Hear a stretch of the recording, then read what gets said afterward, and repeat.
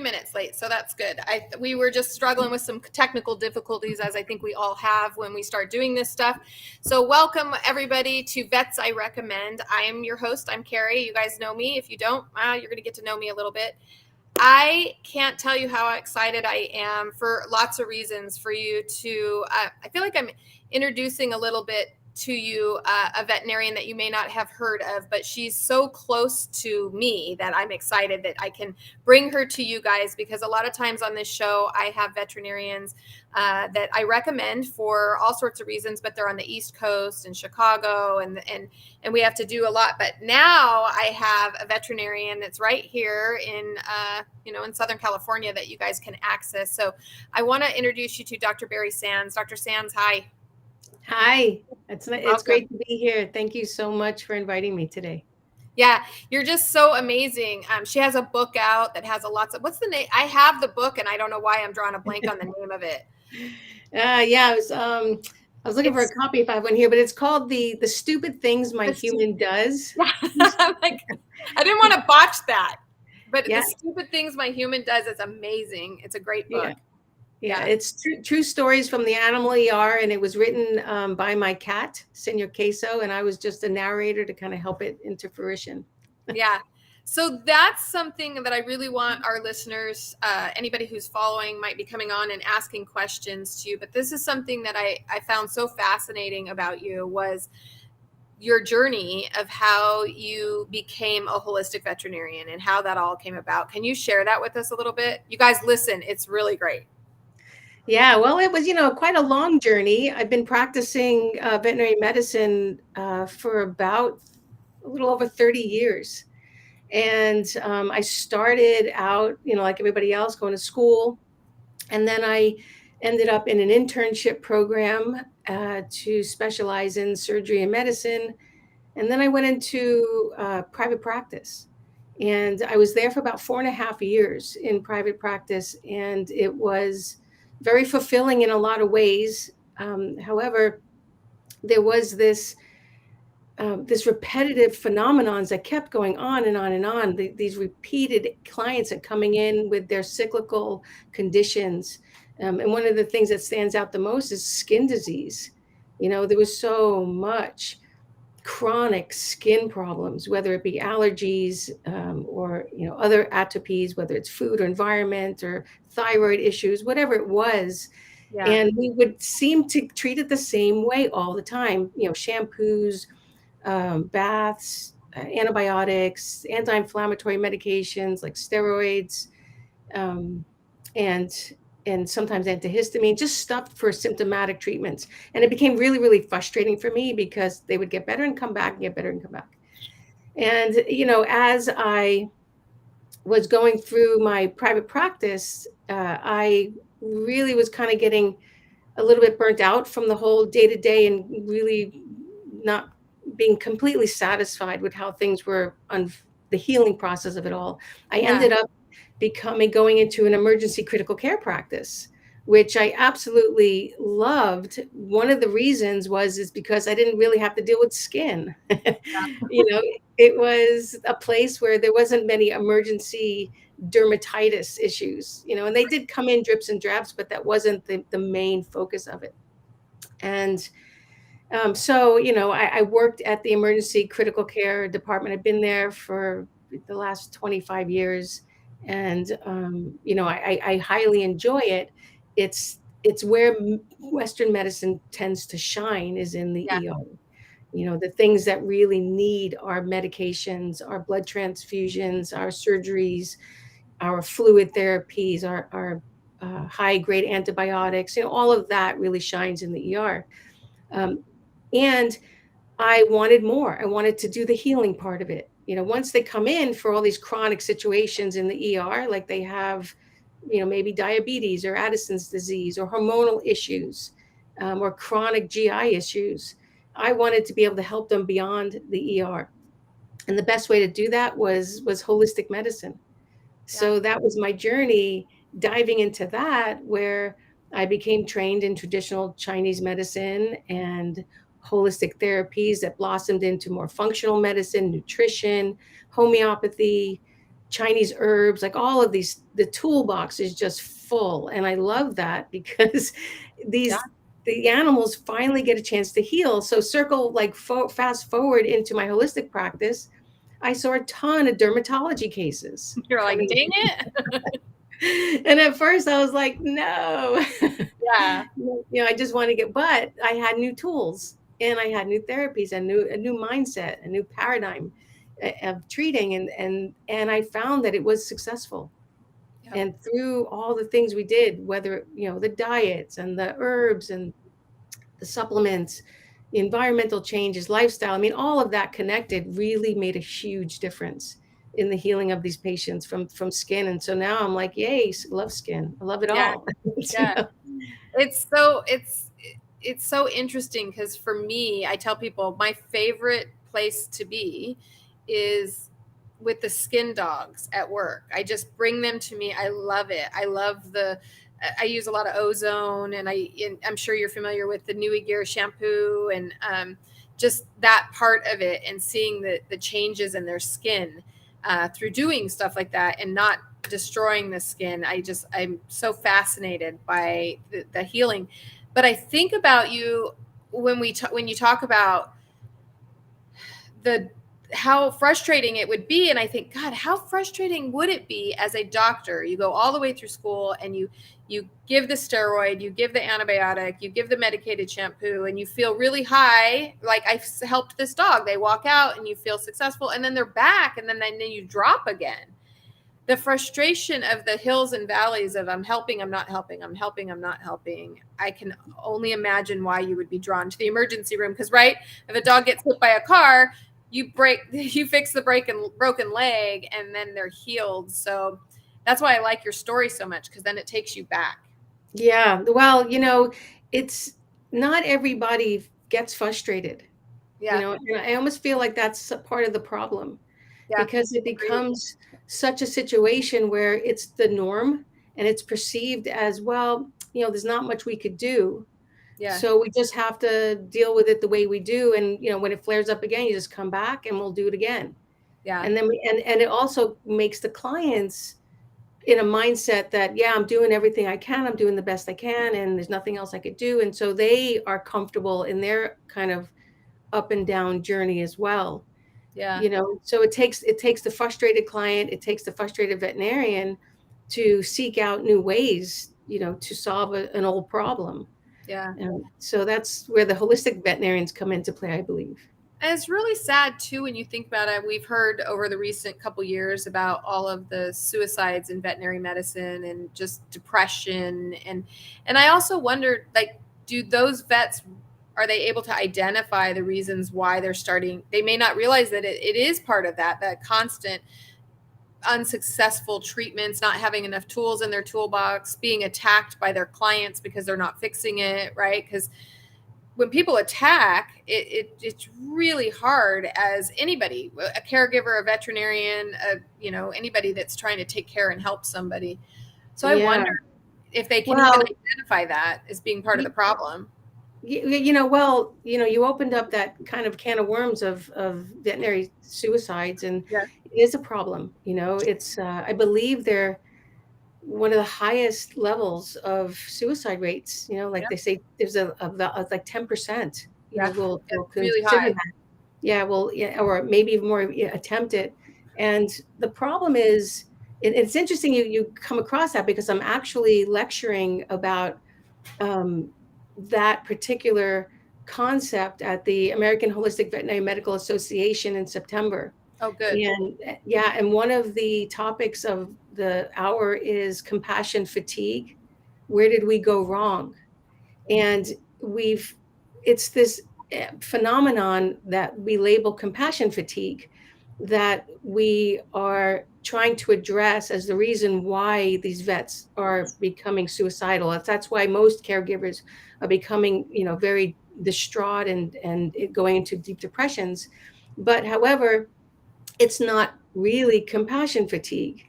And so the fact that we mislabel it doesn't allow us to treat it properly. And so there's a whole conversation that we can have around that. But basically what it is, it's called empathy burnout, where it's our veterinarians are just, I think, inherently special people in a way where we just want to give. We love animals. We want to be of service, and that's sort of our nature. And when you give a lot of yourself and you resonate with the problems of the animal, the suffering of the animal, the suffering of the human that's with the animal, and you don't get out of that realm, and you're just so empathic in the whole process, you take all that home. And if Yeah. you start having clients, like you say, lash out at you or get despondent or angry or frustrated or blaming you, well, we'll take that personally. And so there's methods to not do that, to shift out of empathy and go to a place of compassion where we can now, yeah, I understand what you're going through, and I know what you're feeling. However, I'm here to help, and this is how we're going to do it. Yeah. Yeah. So it's a different mindset, but But it's important to talk about because things are getting worse and worse and worse with the attacks. And, I have had many conversations with a lot of the veterinarians in my area here. And, I'm hearing a lot of them say, I don't want to take on new clients. I don't want to take on more, people coming after me and attacking me. I don't to try to, if they don't get the answers that they want. I've been attacked and I don't even have a veterinarian in the hospital, but yeah, it's hard. It's really hard because we talked about this outside of the show where I was telling you, from a day to day, I have an animal that needs my care and maybe he's got anxiety and we're trying to get him to sit still so we could do his nails. And then we have the client upset because they want you to hurry up because they got to go somewhere. So it becomes this is really difficult. And I can't imagine having someone blame you for the death of an animal. And those are the things I think are really, really kind of coming at veterinarians right now, the attacks. well, I think that we've always had, especially in the ER, right? So in the Yeah. emergency room is where I have found people are at the height of their emotions, and Sure. and they are at the least ability to control them. All right. So, and they come in with things such as anger and fear and aggression and irritability and frustration. And it's almost, a large percentage of clients will come in that way. And this and project that onto the veterinarian, like it's our fault that their dog just got hit by a car. Right. Right. Right. And No, so they do. Yeah. so one of the ways that I noticed that, and I noticed that it was getting out of control. There was just too many people that were just out of their minds and not able to self-regulate. So I said, well, what can I do? I became a veterinarian to help animals, but it's becoming very intimately apparent that I need to help the humans as well. So how do Sure. I do that? So I became a certified trainer for the HeartMath Institute. What is, And yeah, yeah, what's that? the HeartMath Institute is a scientific research facility that's been studying the heart's intuitive intelligence for the last 30 years, all different mechanisms, and how that we can use our hearts, tapping into our hearts and our intuition as a way to balance our sympathetic and parasympathetic nervous systems, to create a coherent state between our hearts and our brains so that we can be more present, and more efficient, and have the ability to be more compassionate without taking on a lot of the negative tones of other people's emotions. These techniques were really being used, for first responders, Navy SEALs, any of the high stress situations like astronauts or people that are in a critical moment in time, how to maintain composure without losing your mind. Yeah. And so those techniques are being used, by the armed forces and law enforcement and things like that, to help keep them composed. I mean, I use it in every day of my life, and I certainly use it in the ER. And it's learning these techniques, which are very simple, to do, and to embrace that into your life, that allows you to kind of reset your biology so that you're not triggered, first of all, by someone. So if someone comes in to my clinic and they're irate and they're yelling, I'll go through my process, I'll ground myself, I'll center myself, and then I'll approach them with a more what we call compassionate latitude, where I understand where they're coming from. I know it's not about me, and I know that they're upset. And everyone has a story. Everybody has a story, and the Absolutely. stories, they go deep. These stories, and as Yeah. veterinarians, we know everybody's story. They will tell us everybody's stories. They'll tell us about their finances, about their relationships, about their kids, about their mortgage, about their affairs, about their health. I mean, we know within like 5-10 minutes, I know a lot about a person and their history. And so it almost falls onto veterinarians, sometimes their shoulders, and people like you are caregivers, to be their psychiatrist or the psychologist to help them through their issues. But I my primary goal is to help the animals and be their advocate. And then, of course, my secondary goal is to help the human be okay with what's happening. Right. And when a calm person is in front of an angry person and maintains that sense of calm, that angry person has nowhere to go. So they will start to become calm. And It takes, I know there's a lot of information now coming at us about mindfulness and all of the stuff you're talking about. And I myself am working on it because I do get attacked a lot throughout the day. And the one thing I know for sure is that you have to practice it a lot. Like we can hear, because I heard you say earlier, these are easy techniques, but you would have to simple. practice them. Yeah. They're simple. They're simple, but not easy. They're simple techniques, but you have to practice them every day. Like Yes. you said, if someone comes Yeah. in and they're attacking you, then you have to center yourself and ground yourself and think about it. And I think that's probably one of my best lessons that I'm trying to remember is to not react so fast, because, when someone comes in screaming and yelling at you, we tend to go straight to the defense. Right. None of that is going to help the animal if we go straight on the defense. And I just Right. started doing orientations with all of my new clients coming in. I do every other Saturday do an orientation. And that is one of the things we talk about, is that I'm here to help you and to help your animals. But if you come at me on the attack, nobody's going to get helped, because it makes it really difficult for us to communicate. And so communication with our veterinarians is so, so, so, so important, because they have to be able to, and I think it's really hard for a veterinarian to, not that you don't want to help, but to get to the bottom of it when someone's just coming off on the attack. Right. So I wish we could teach this to pet owners, is they want the best for their animal, but you have to be able to communicate in a way that the veterinarian can help you. Right. Right. So another really interesting take on that, right? Because I, like you, I'm like, well, how do we help people help themselves? Yeah, Right. exactly. That's exactly what it is. And which ends up helping everything, which helps the dogs, it helps our relationships. It's a solution to, a huge problem.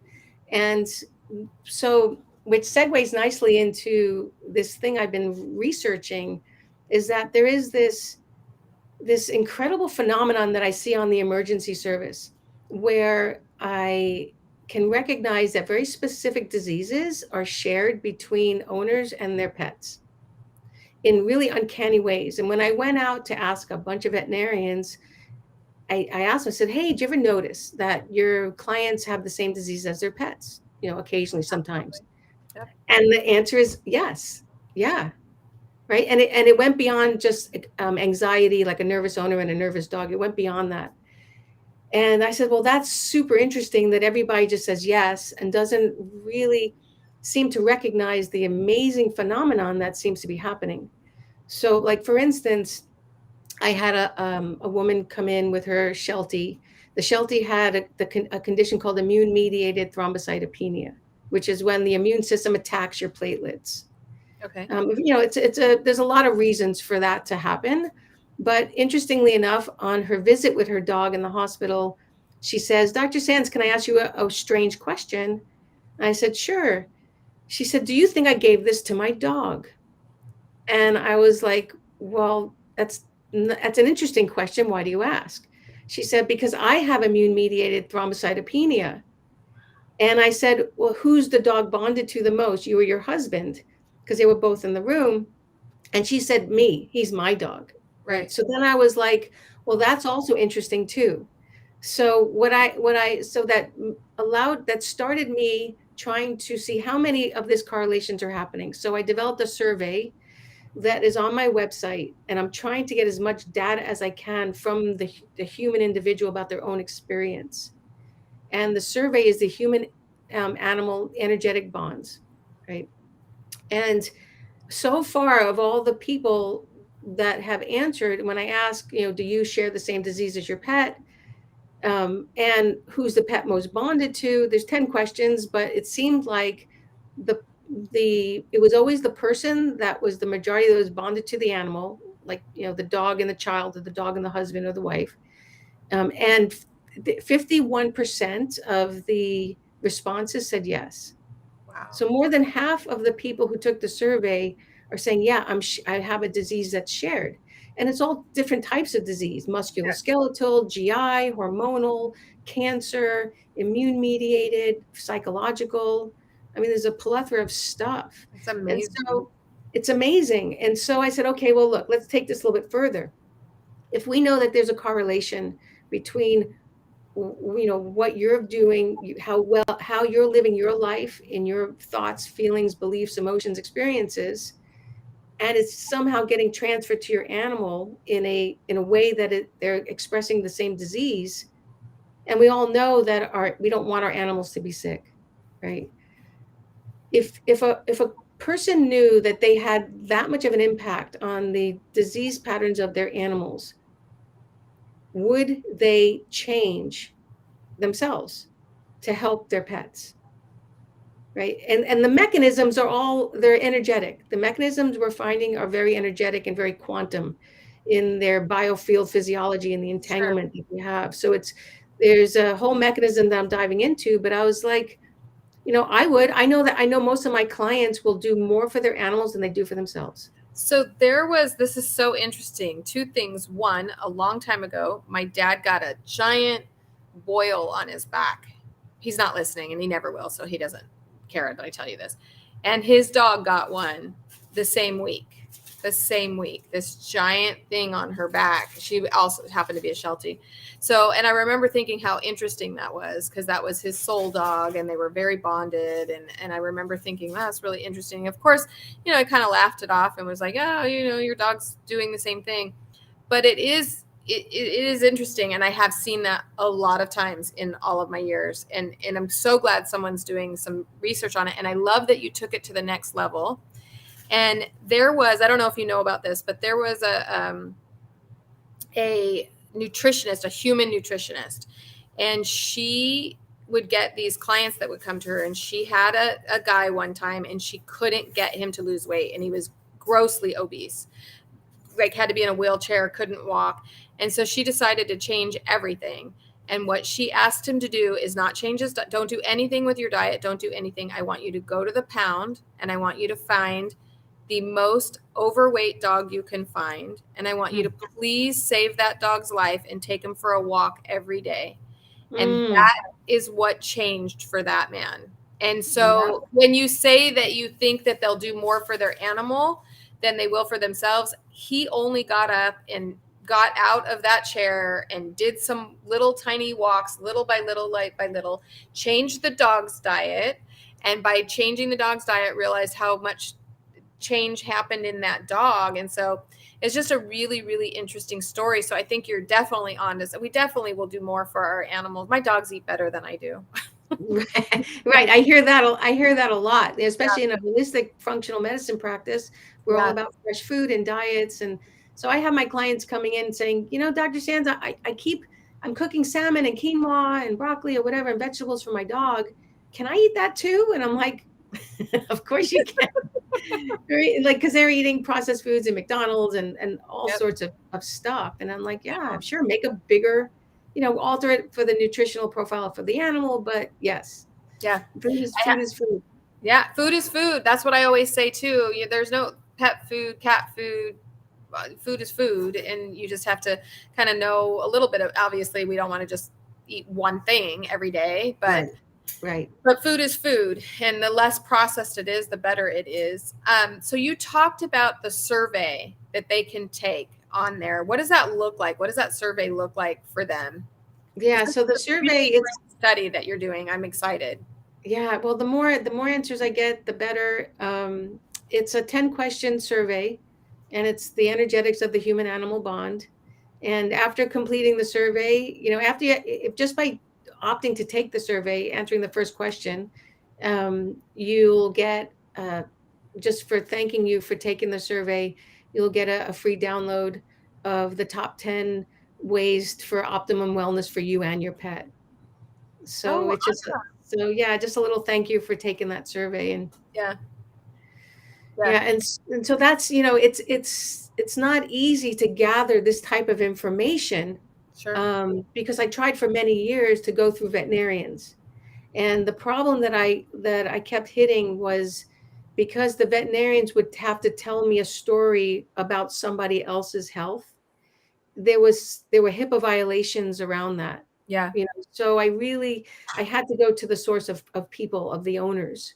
And so that way I could, I presented the survey. I'm like, let me hear it from you, and you could tell a little, there's on the bottom, on comments, you can share a little bit more about the story, or if there's some specific thing you wanted to share.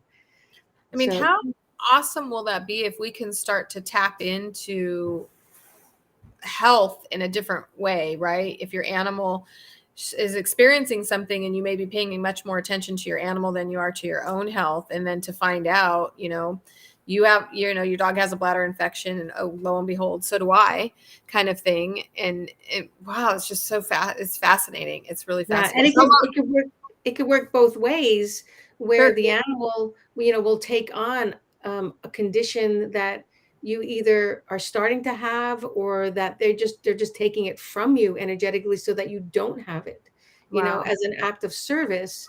I had a friend of mine tell me a story about Now that his, makes me want to cry, to think yeah, that an animal takes on something and takes on that energy. Oh, that's and that's what they're in our lives for, right? That's why we love them so much, because we're so connected to them on this real emotional heart level. That there was his my friend's mom had lung cancer. Her dog started coughing. They took him to the vet, and they took an X-ray, and he had a mass in his lung. And she went through chemotherapy and surgery to remove the tumor. And interestingly enough, over time, that tumor in the dog's lung went away. wow. And that was like a Whoa. really, Whoa. I've never even heard of that. Like, I mean, I've never heard of that. Just happened. Were they doing treatment on that dog, or no? no, they were treating the mom. They were busy treating the mom. And while she was all in her throes of stuff, the dog, the body did what the body did, and that, so these phenomenons are just amazing. Yeah. And so I'm like, well, how is this happening? Right? How is this happening? And so that's why I'm diving into those mechanisms. And with the help of, the HeartMath Institute, and the understanding of quantum entanglements and biofield physiology, and all of those energetic mechanisms with epigenetics, I'm learning a lot more about how these mechanisms are possible, and how they're happening. And so it's a wonderful, I think it's a new field, and it's very exciting, because when we start using these techniques to go into physiological coherence and start balancing our body, we shift our physiology in a very real way, so that we can manage stress. And we know stress is the underpinning of pretty much 90% of all our conditions. you know Sure. Agree. I absolutely. and yeah, it's so hard to get away from stress, but we also we I always tell people who don't really believe in energy, or they're just not on that journey yet. They're just not on that path yet, because energy's been around, and I even have to remind myself when new things are coming out and I want to kind of think, "Oh, that's crazy," or something. I always remind myself how easy it is to pick up on energy if you're paying attention. Right. I always use the example. You walk into a room, couples fighting, no one said 2 words. You walk in, you're like, hi, how's it going? And then all of a sudden, Wait a minute. God, the energy in this room. And it's not so far-fetched to think that same type of sense of energy could have a more profound effect on our health that we're not aware of. We're just simply not aware of. And we need to do more studies and more findings. And I just think it's amazing that you're doing this. I know we have the expo coming up. And so for those of you who don't know, Dr. Barry Sands is going to be speaking at that expo. It's on October 1st. And you're going to be talking about a lot of this, right? Yeah. So and it's going to make sense. It'll, I feel like in a world, like you said, it's hard to really grasp these concepts of energy because we live in such a materialistic environment. exactly. And it's just really just kind of getting a new understanding of what that means. Yeah. Like we all look at the aurora borealis and we're like, it's amazing. Look at those beautiful dancing lights in the sky. And that is the effects of electromagnetic frequencies that are being hit by solar winds and all these, the oxygen and the nitrogen in the atmosphere it's reacting. And these are the lights. And so that's the energy. You see it because of the reactions, but it's still there whether or not you see it or not. And that's all. We live in an energetic world and an energetic universe. And so when I think hopefully there are simple ways. I think there are simple ways to explain that and show that, and so people get a real appreciation, of the world they live in and who they are. I mean, we all experience weird things like intuition. When the phone rings and you know who's on the phone. Yeah, absolutely. Like, oh, that's my mom, or oh, that's my sister, or whoever it is. Yeah. And how did you know that? Yeah.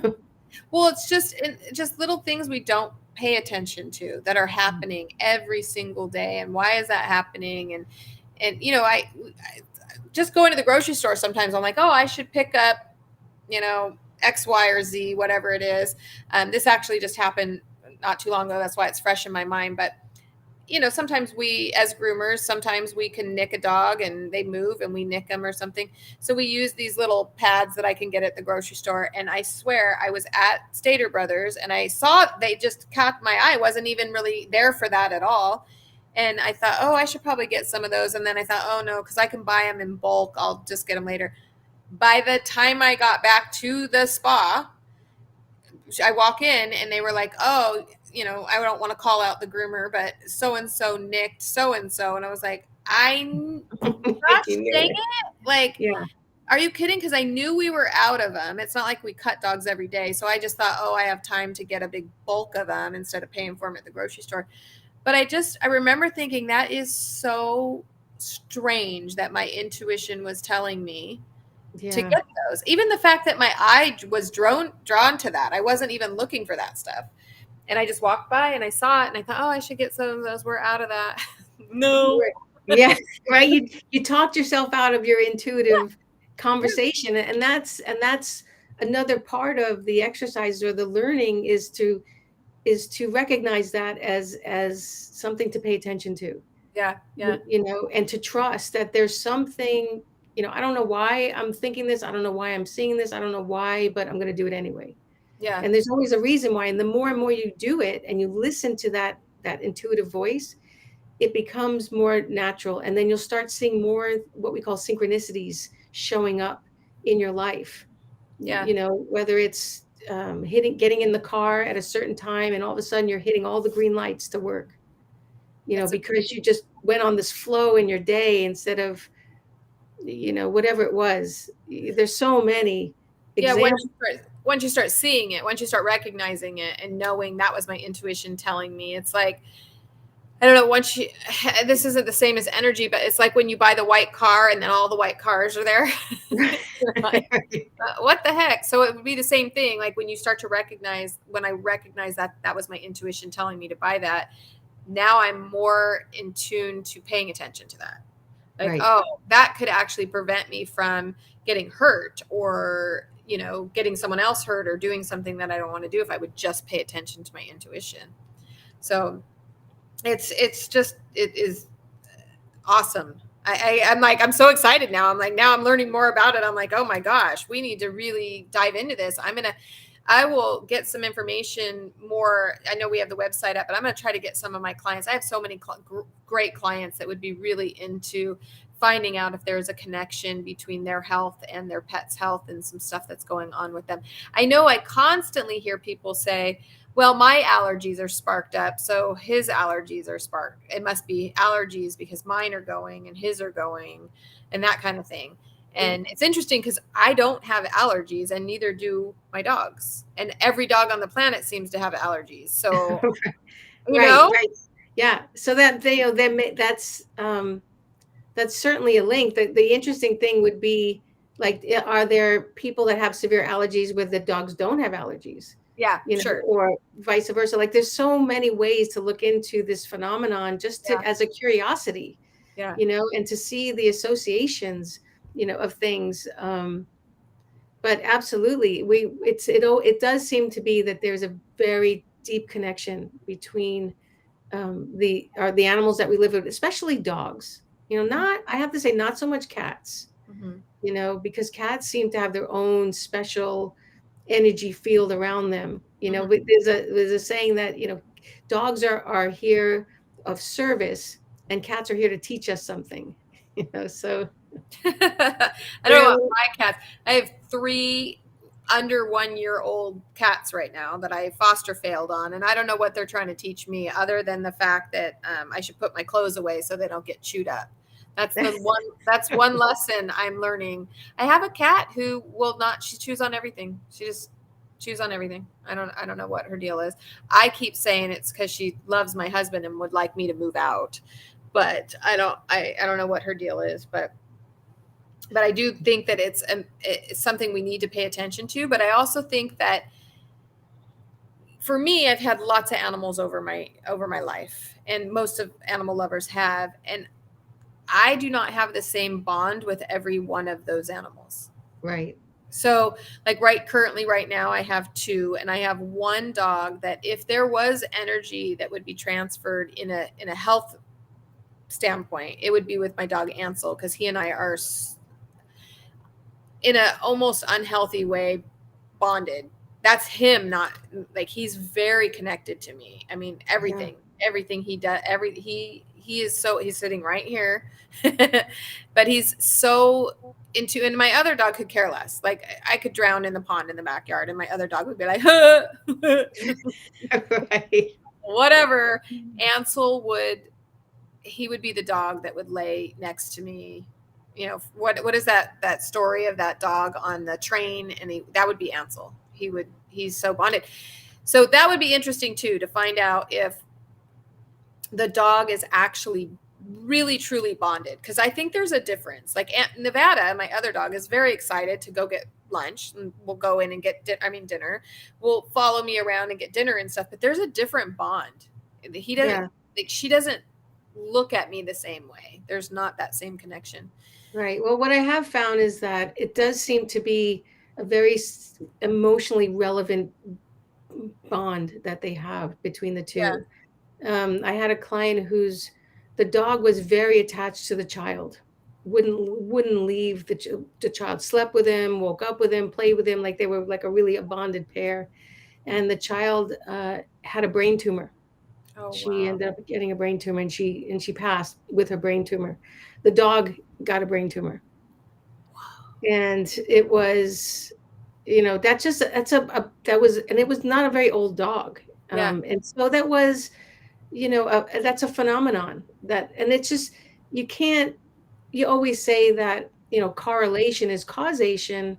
However, there's just this uncanniness about it that is repetitive over and over again in very specific ways, that it just, you have to look at it.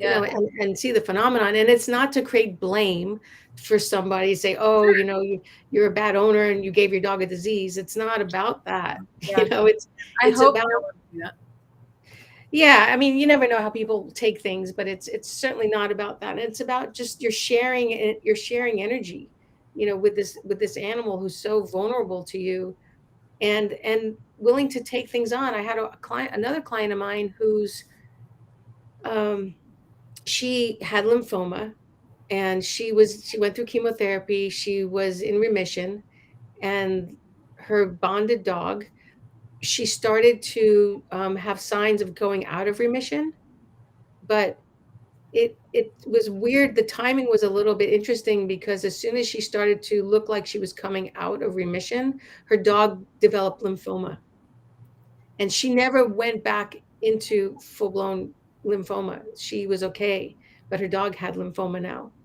And Wow. so we were treating the dog, and it was, he lived, we treated him, and it was all, the goals of holistic veterinarians is to provide the healthiest, optimum wellness that the animal can be in until it's, not. Yeah. Yeah. It's And I like think people that, ask me, go they ahead. ask me, do you treat dogs with cancer, or do you treat cancer? And I'm like, no, I treat animals who have cancer. Right. I don't do chemotherapy. I do, integrative cares and functional medicine and energy work and all that stuff to help the body be okay with it and live happy, you Yeah. know? Yeah. I think that's the key, that what you're talking about right now about holistic veterinarians, and what they do is really about just making the dog whole, right, as much as you can. So people always want that quick, easy solution, and that doesn't, well, with the ear infections and the skin problem, we can go right back to that quick, Right. easy. Here's your prednisone, and they're still being done today. To this day, we're still doing chlorhexidine, prednisone, and antibiotics.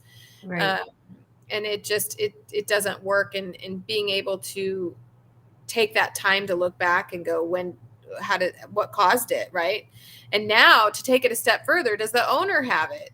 And then you can even go even further and be like, is there something, if the owner's allergic to this plant, and he knows that every time he goes by that plant he has an allergic reaction, maybe the dog is also allergic to the plant, right? Like, it's so interesting as Right. Right. to what you can do with this kind of. It's a very integrated mindset, right? Which allows us to kind of almost go back to our roots, Yeah. where, as beings inhabiting this planet, this Mother Earth, who, has the plants and the animals and all the food sources that are there, and the oceans and the waters, all of this is connected to us, and we're not separate from that. We're part of the ecosystem. We have trillions of bacteria that inhabit our own personal bodies. And we've talked about the I'm sure you've talked about it on your shows, the importance of the gut microbiome, to balance out emotions and your immune system, and all of that. It's all interconnected. And it's not such a far leap to understand, like, yeah, that could be possible. I'm allergic to this plant. My dog may be allergic because I'm allergic.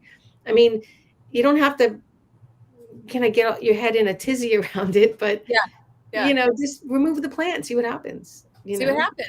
It's funny that you say that, because I had a client years and years and years ago. This is when I first started really understanding that flea and tick medication could be linked to seizures. So it was way before the FDA put it out. It was way before anybody was really talking about it. But I had a dog who I, to this day, swear she died from the flea and tick stuff I was putting on her. But so I have this client come in, and her dog's having constant seizures, being seen by a neurologist. They've gone through everything, basically nothing they're going to be able to do except try to keep the dog comfortable. They put her on phenobarbital, and it just changed the whole dog's life. Anyway, one day I said to her, what would happen if you stopped giving the flea and tick medication? Like, it was just that simple. And she says, well, I don't know. The neurologist said they're not connected. And I said, I understand. And I understand he's a neurologist, smart guy. But what would happen if you just stopped? And she did, and they did. The seizures stopped. So it was it's that different mindset of trying things and Right. allowing it to possibly be, no matter what. Every animal's different, every house is different, everything is different. But it's sad how we can get kind of stuck in our head about what one person said or didn't say. So, Right.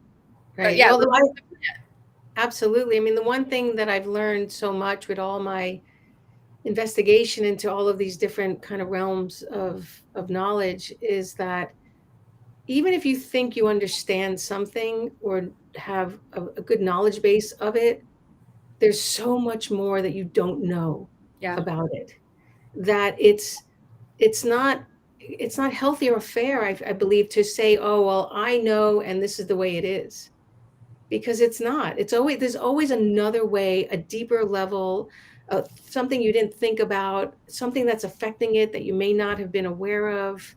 yeah, absolutely. You know, You have there's to be just open to it. You have to be, even if you don't, I try, even if I don't follow, I still want to know. I don't think you can make great decisions if you don't know all of what you can possibly get. We're never really going to know everything, but I had told you that I love Dr. Piccarin, and he really supports a vegetarian diet. And a lot of people kind of thought it was crazy that I would put him on here. And I said, why wouldn't I? If he has found something that is helping animals, I have great respect for this man. He's a fabulous doctor. He's retired now, but if he found something, and he's not going to like come out and lie and say, "Oh, all these dogs are doing better on this diet." So we have to listen. It doesn't mean that anyone has to follow it, but we have to right. listen. And the work that you're doing right now, we would be crazy not to listen and be excited about this study and everything that you're doing. I think it would be a disservice to the animals and to the people to Yeah. not follow this study. I'm very interested in this. Uh, Yeah. we talked briefly the other day, and I don't think I really quite understood. So I'm kind of glad that we've been able to take this time to really, now I completely understand what, I mean, I don't completely, but I have a better understanding of what you're talking about that bond, the bonded dog, and how we can share that energy, and whether that's negative energy or positive energy, right? Right. Right. Right. If I come in the house and I'm all, excited with my dog, he'll go running through here like crazy. He gets all excited. And what is she excited about? know. So it's great to see such, gosh, so deep. This is just deep stuff. Yeah, it is. It's like down that rabbit hole or that quantum, wormhole. Yeah. You just, Yeah. Yeah. it's fun, and I love learning about it. I love sharing it, and I know that for me, when we talked about those heart math techniques, right, to offset the stresses in your life and to go into a state of coherence, and I mentioned it was simple. They're not easy, but they're simple. And easy is, it's not easy because you have to take the time to practice it. Like anything else, you must want to commit the time to doing Yeah. it, even if it's 5 to 15 minutes a day, to go to do these maybe 2 or 3 techniques within a day. After 3 weeks of doing these techniques maybe twice a day, you will feel an extreme physiological shift in your body, where you may not go to that place of reaction, but you're going to respond more to the circumstances from a more grounded, clear place of, this neutrality. You know how we get triggered when someone's angry, we have a tendency to react and Sure. get angry back. We're being Right. triggered, and so it really comes to a point where you can have someone who's yelling at you, who's all angry, and there's nothing. You don't feel a sense of apathy, but you just feel this neutrality and this calmness. We're like, okay, well, let's seek to understand what's going on here. You're obviously upset. Right. How can I help? Yeah. You know, I feel like you I know. say that a lot. You're obviously upset. How can I help? Uh, and then I've had people go, "I'm not upset." I'm like, Right, right. And yeah, and there's right, and there's that verbiage too. You have to, it's the a lot of verbiage, people, yeah, exactly. they don't want to be called out on or are you mislabeling how they're feeling, Yeah, yeah, so you could just say, something like, mm, well, I see there's some stress going on here, yeah, yeah, kind of give it an umbrella term. yeah, I see that maybe this is not going in the way that we need to focus on. How can we make this better? yeah. You know, I've been practicing saying this is a stressful situation. Like I'll say, this is a stressful situation, right? If their dog is upset, it is a stressful situation. So I just call out the situation as being stressful. I think it helps a little bit than me saying, you appear to be a little stressed. Because that doesn't usually work. I'm learning little by little. I'm trying to learn. There's always something. It's just like with dogs. People think that in our world every day is the same. Right. Never the same. It's never And the same. there's always a situation where I think, God, I didn't see that coming. Like I just didn't see that coming. And when I'm training new people at work, I always say, I'm telling you this because I know it's going to happen, not because I think it's going to happen. And I know it's going to happen because it has happened and I've seen it happen. But to this day, there's still stuff that I'm like, I never saw that happen.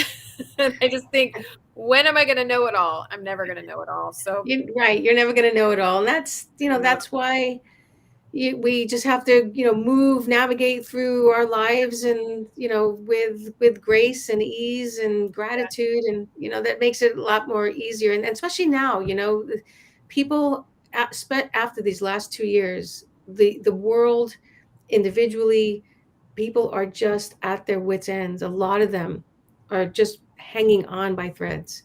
yeah. And especially when their animals are in pain or hurt, they're even more heightened. And I see that in the emergency room. I've seen the transitions and the changes of people coming in, throughout the whole pandemic. I've noticed how they show up at different stages.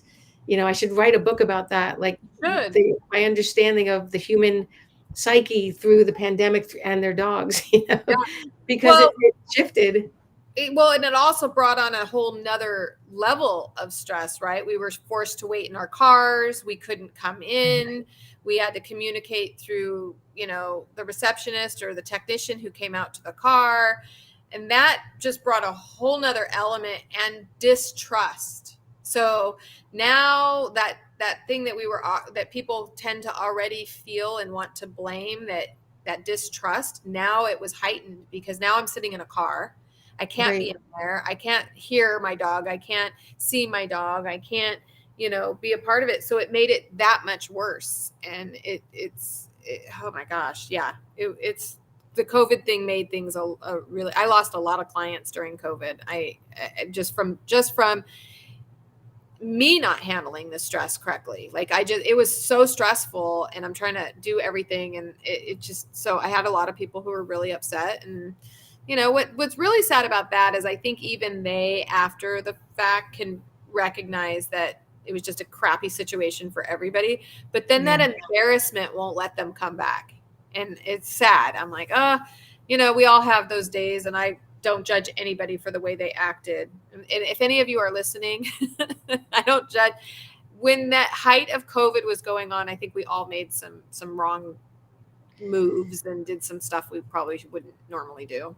Yeah, and that's where that compassion latitude kind of comes into play, like just understanding, not, without judgment, it's not good, bad, right, or wrong. It just, we're all in it and it's okay. And, if we get this collective mindset, like, let's all kind of help each other. Yeah. And just, it works. It really, really works. When people want to be heard, they want to be understood. They want to know that you care. Yeah. Right. And it's not hard or difficult to show them that, and say, look, we all mess up. We all make mistakes. And, now let's be solution orientated. Let's create a change. I mean, I think that's what your seminar, your conference is all about. It's creating that change and shifting the paradigm of thinking. And how did we get here? Yeah. No, it's exactly, Lori, who is been such a big help, and this would not be happening without speakers like you and without people like Lori. But it is something that we called it redefining health, because we have to shift our mindset as to what that is, because that alone causes the friction inside a veterinary hospital, right? If I walk in and I'm saying, I just spoke with Dr. Canizero. I don't know if you're aware of her, just a couple weeks ago. And she said she has a questionnaire that her clients need to fill out, ranking something about the health of your animals. And she had a client tell her that her dog was healthy, he just has cancer. So, Yeah. right. So if that question doesn't get right, what if that client were to walk in and say, oh, he's here for his vaccines, he's perfectly healthy, and you weren't told Right. about that cancer? So we really have to come together and define, I think, as a veterinary caregiver, whatever, groomers, veterinarians, dog walkers, all of us that are caring for these animals have to come to a, hopefully someday, I know we can't get anybody to agree on anything, but I wish we could get this community to agree on what healthy is. Like, Yeah. Well, yeah, I think that's going to be difficult in the long run because health means a lot of things to different people, right? sure. Different things to different people, and it's really who you compare it to. If you compare that dog with cancer that is eating, drinking, walking around and not really showing it to a dog who has cancer but is decrepit, not moving, having bleeding issues, not eating, vomiting, well, in her perception, well, my dog is healthy, Yeah. right? Compared to him. If I compare myself to an elite athlete, well, I am not doing so good. But if I compare myself, to my mom who's like 81 years old, and Yeah. well, then I'm doing good. So Yeah. it's a reference point, Yeah. and but I do think being more inquisitive and asking the right questions and really delving into situations like that, instead of acting on an assumption, like you said with the vaccines, you wouldn't really want to vaccinate a dog who has cancer. Right. And so as a veterinarian, we would ask the questions. We would ask more questions. Does he have any underlying conditions or histories or problems? Is he Yeah. on any medications? Did he have any surgeries? Or, all of, it's like a lot of history taking. Well, that's the holistic veterinarian does a lot of that. Because I'm always surprised at the lack of questions that are asked in conventional veterinary medicine. For example, if your dog is having seizures, did they ask you what medications your dog has had? And a lot of times the answer is, well, no, they just want to, do this and run some. And I think one of the first questions should be, is your dog on flea and tick medication? Especially now that we know that the FDA has come out and there's been some talk about those causing seizures, it should probably be the first question. But I'm still seeing those questions not asked. And Yeah, well, I don't think it's more of a holistic veterinarian versus, I just think it's a veterinarian who may not be very good at what they're doing. And yeah, not to judge that, but even as an emergency room clinician, I mean, those are those basic questions that we ask. yeah, Because we have to get a really quick, comprehensive overview of this patient when it comes in a crisis. yeah, Like I need to know if I have a dog who has a full-blown allergic reaction going on and I want to give it steroids because I know it's going to help. I want to make sure that he's not on any NSAIDs for arthritis or, medications, because that's going to be a problem if I do that. yeah, So, there's, maybe because I'm an emergency room veterinarian, I'm trained to ask those kind of questions quickly. But, we have interns that come through and residents. And so we're training them to take a proper history and dive into those questions. yeah. So, I'm hoping to see, more and more of the veterinarians like yourself coming out and seeing. I know you said to me on the podcast a long time ago, is you realized that skin was probably the first, as much as you didn't want to see it anymore, then you get on your other path, and then you said you realized that skin was probably a big sign of something big that could be coming, right? If you just suppress it, if you just keep suppressing it. right, right. Well, absolutely, because the body disease always works from the outside in, and when things are when things are on the surface, like red eyes or sneezing or ear infection or gooing, when you're gooing things, your body is trying to constantly protect itself and fight something off. And if you just symptomatically treat that, and what's going to happen is the pathology will start just getting deeper and deeper and seeded into the system, where a skin eczema, chronic eczema, if it's immune based, which it usually is, and inflammatory based, if you're not addressing that inflammatory immune reaction, it can seed itself. You can now start having, you know, uh, respiratory issues or coughing or allergies internally, or it may seed into the GI tract where now you're having chronic vomiting or diarrhea. If that's not getting treated, the body just, it's smart. So it wants to find a way to deal with stuff. So it's saying like, okay, well, if you're not going to deal with it, I'm going to have to find a way. So maybe I need to wall this off somewhere and create a mass because I need to protect the rest of the system. So there's a different way of thinking about that, and Yeah. that's sort of the mindset of homeopathy and homotoxicology, the pillars of health and how it just seeds itself deeper. And when you start treating these patients, with deep-rooted situations or phenomenons, diseases, in a homeopathic way, you find that they evolve out of the crisis to the external. I've had these clients where I'm using homeopathy that say have uh, immune mediated something, or they have cancers. And I'm like, look, when we start getting rid of the inflammation, you may notice that your dog is going to have diarrhea. And then they call me back in a couple of weeks, says, oh my God, Dr. Sands, you'll never guess. I'm so excited. My dog's having diarrhea. And I'm like, that's great. It's Now getting rid of something. things are moving, Yeah. and so then we treat that like a layer of an onion. We start treating the diarrhea. And I'm like, okay, well, after this is under control, you may start to see that his skin gets he may get some rashes or pyoderma, or his nose may start to drain, or he might get an ear infection. And then when that happens, they get excited too. They're all, it's just. I'm only laughing because, of course I see ear infections and skin problems and diarrhea on a daily basis, and I've never heard anybody get excited about it. So, but I have had to explain that too. Sometimes that's the body getting rid of. It's okay. Like it's okay that they're vomited. They threw up something they weren't supposed to eat, and it's coming out. But it a lot of times it just makes people scared and panicky. And I remember once a long time ago, I used Julianne Lee's product, Adored Beast.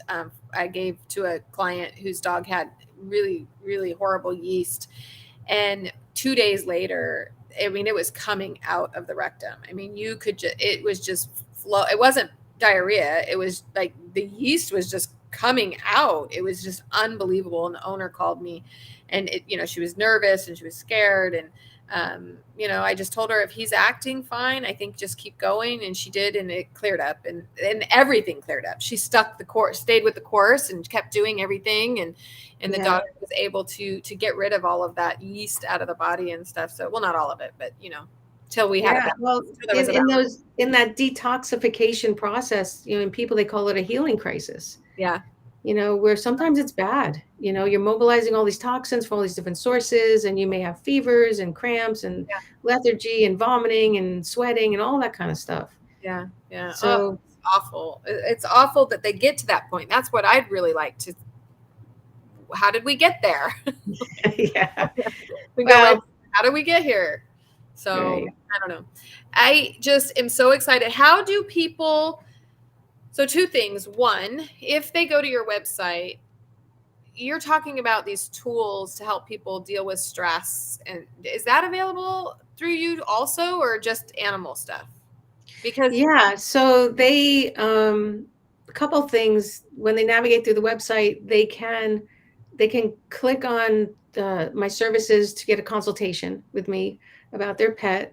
They can also get a consultation for like my HeartMath services, my coherence training.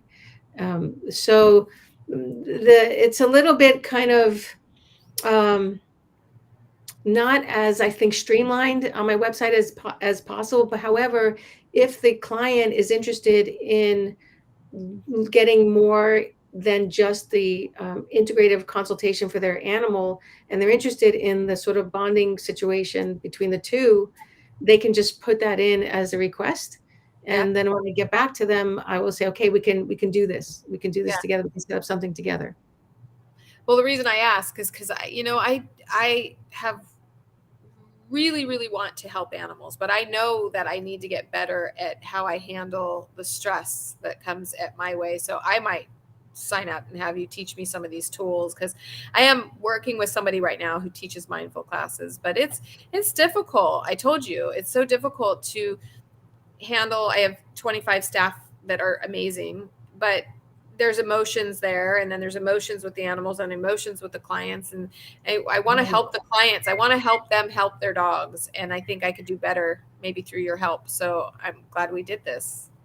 Yeah, well, I could even, I mean, personally, you're not that far. You're in, so I could even come out to the clinic and Yeah, do like a little training for the group. I mean, I yeah, know you're involved with this other person, but yeah, that's something that, it's all I could set up with a PowerPoint and talking, and we can do exercises and, yeah. that kind of thing too, just to kind of get that in started.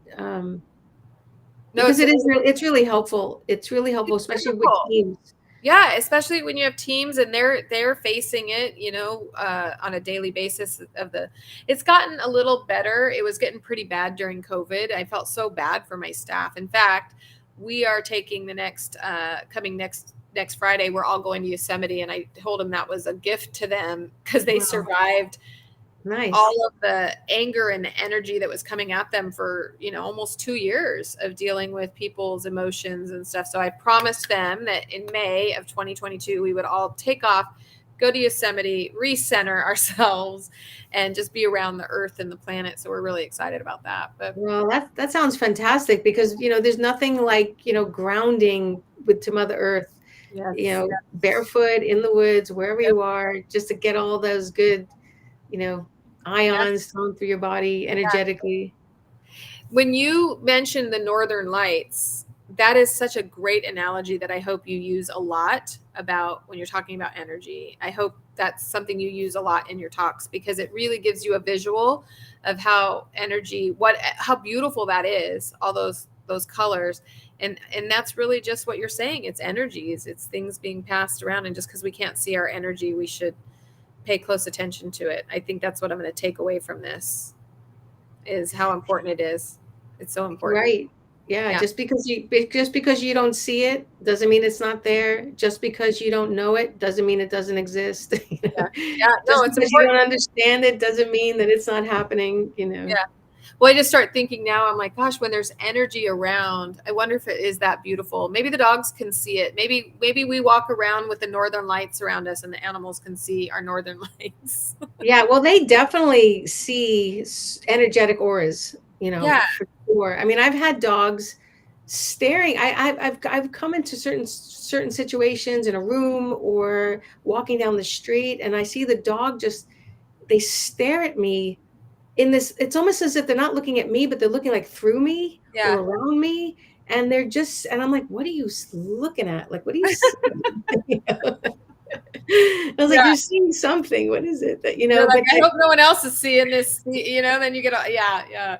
No, I think dogs definitely have a sense of that kind yeah. of stuff. It'd be interesting if they can see our aura around us. So that's awesome. Well, I kept you later than I was going to. So thank you so much. I know we have people watching. I think that sometimes our talks get really great and people don't ask questions, but I think you taught us a lot tonight. Like really to start thinking about that energy that we transfer to our pets is really important. I hope for all of you guys that you're listening, you go on Dr. Sands's website and do that questionnaire for her. I think this is really, really great information that we need. It's valuable. I will do that. I don't know how much I'll fill out the survey and see if there's anything. I am very bonded with this particular dog. Really, like I always joke around that it's a codependent relationship. Like we are just very, very codependent on each other. And then Dr. Sands is going to be at the event. So you can hear more from Dr. Sands at our event in October, which is in Newport Beach, California. So if you're local, it's going to be a great thing because she's down in San Diego. But your consultations are, correct me if wrong. So you're at the emergency room still. You're still working in the emergency room. Correct. And so also at that same facility, I have my holistic practice in person. Okay. Yeah. So they can call the hospital and ask to have a consultation with me on the day that I do that. So I don't do it the same days. I Oh, usually I'm on my holistic practice on Fridays.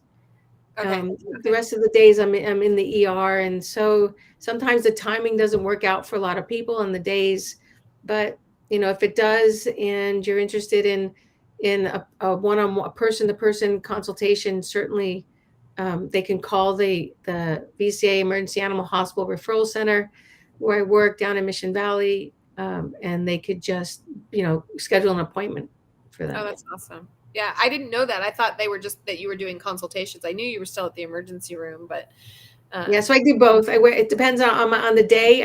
I'm different. Yeah, I was gonna say I don't know that I could switch those so easily within a day. The difference between the emergency atmosphere and a more holistic, not that you know what I mean. That's a different, totally different energies. It's the yin and the yang. It's very, very different. What I did notice that I can't do it on the same day. Yeah. I did that at first, trying to kind of work in a lot of things, and it was very difficult for me to go from a high sympathetic state in the ER and then walk into a room to start, putting acupuncture needles in and getting in that Zen zone. It was a challenge, and the animals totally picked up on that. They were like, "Whoa." Yeah, I bet. That's what I was saying. I don't think I could have done that in the same day either. Yeah, no, it wasn't working. It's like I'm in. So, but on the different days, it's perfect. Yeah. Well, thank you so much for being here. I look forward to talking to you some more. I can't wait as we get closer and closer to October 1st, just putting that all together and just creating something that I think people really, really need. And I also think it's really great for veterinarians to have this be out there, and that we as a whole can educate people a little bit better so that they can communicate. In fact, I know one of the things we're going to be working on is how to talk to your conventional veterinarian. If you're a holistic person, how do we bridge that gap into communication so that we don't offend or hurt? Because we need all of our vets, really, we do. So we need our emergency room vets, our conventional vets, our holistic. We need everybody, and everybody brings something to the plate. So we just have to learn how to communicate with each other. So that's what the event's going to be like, and I'm so happy that you agreed to be involved in it. You're going to be just an amazing addition to it, and we're just happy to have you. So. Well, thank you. I'm so excited. I think it's going to be wonderful, and I'm thankful to be a part of it. Yeah, it's going to be great, and we'll talk some more. So thank you everybody for listening. And if you watch this on the replay, if you're going to watch this on a replay and you have any other questions, you can reach out to me at the Spaw's website. You can type in some questions, and then hopefully Dr. Barry Sands will be back with us in a few weeks. We do this every Wednesday night at 4:00 Pacific Standard Time. So hopefully you'll get a chance maybe to ask her some questions, but you definitely can reach out to her on her website and get those surveys filled out. Lori, thank you so much. I know you're in the background, but we literally would not be here tonight without you. Right. Thank you so much. Yeah. So take care, everybody. Thank you. See you next week. Bye. Bye.